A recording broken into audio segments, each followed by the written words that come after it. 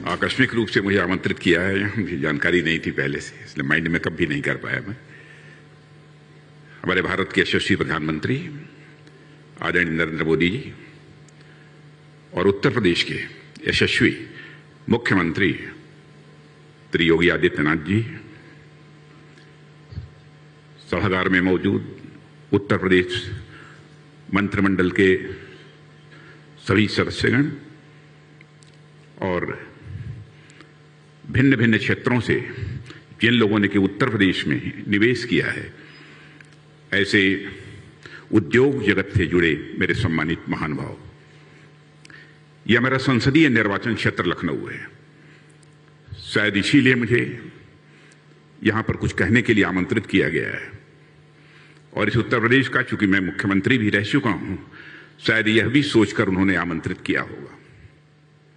चूंकि हमारा यह संसदीय निर्वाचन क्षेत्र है और आदरणीय प्रधानमंत्री जी हमारे संसदीय निर्वाचन क्षेत्र में पधारे हैं, इसलिए हृदय की गहराइयों से मैं आदरणीय प्रधानमंत्री जी का हार्दिक अभिनंदन करता हूं और उनका मैं स्वागत करता हूं।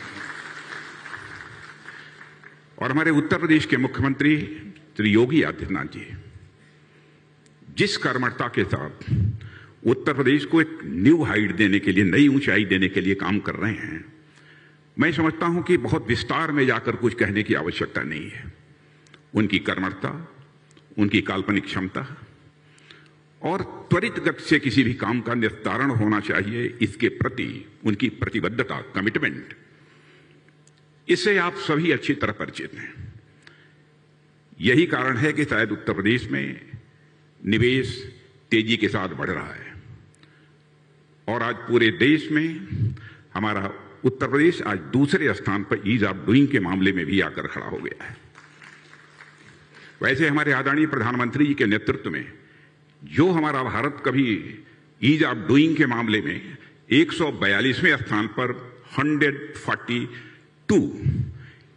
इस पोजीशन पर था, आज वह आकर 62 की पोजीशन पर हमारा भारत खड़ा हो गया है। और हमारे प्रधानमंत्री जी के नेतृत्व में भारत की प्रतिष्ठा कितनी तेजी के साथ बढ़ी है और उनका एक विजन है कि भारत का एक कॉम्प्रिहेंसिव डेवलपमेंट होना चाहिए। और इसी सोच के आधार पर सतत प्रधानमंत्री जी काम कर रहे हैं। दुनिया के दूसरे देशों में भी जाने का मुझे अवसर प्राप्त हुआ है। मैं कह सकता हूं कि अंतर्राष्ट्रीय जगत में भारत की प्रतिष्ठा बढ़ी है, तो उसका श्रेय यदि दिया जाना चाहिए तो हमारे प्रधानमंत्री आदरणीय नरेंद्र मोदी जी को इसका श्रेय दिया जाना चाहिए। पहले भारत अंतर्राष्ट्रीय मंचों पर यदि कुछ बोलता था, उसकी बातों को जितनी गंभीरतापूर्वक लिया जाना चाहिए उतनी गंभीरतापूर्वक नहीं लिया जाता था। लेकिन आज अंतर्राष्ट्रीय मंचों पर भारत कुछ बोलता है तो लोग कान खोल कर भारत की बातों को सुनते हैं। यह हैसियत अंतर्राष्ट्रीय जगत में भारत की बनी है।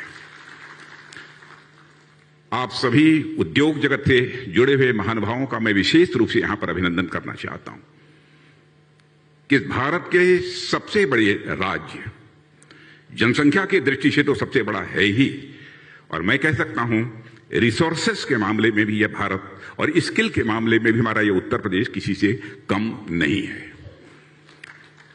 और आप सबने जिस तरीके से उत्तर प्रदेश में निवेश करने का फैसला लिया है, मैं जितना इस प्रदेश को जानता हूं आपको आश्वस्त करना चाहता हूं कि जितना प्रदेश सरकार के द्वारा सहयोग आप सबको प्राप्त हो सकता है, वह निश्चित रूप से हमारे मुख्यमंत्री योगी आदित्यनाथ जी के नेतृत्व में वह पूरा का पूरा सहयोग प्राप्त होगा। कामों का निस्तारण कितनी तेजी के साथ हो रहा है। अभी हमारे किसी सम्मानित उद्योगपति ने यह बतलाया कि 1 महीने के अंदर एक मामले में क्लियरेंस हमको मिल गई, दूसरे मामले में 15 दिन में मिल गई, 2 महीने में मिल गई। इसकी संभवतः पहले कोई कल्पना नहीं कर सकता था।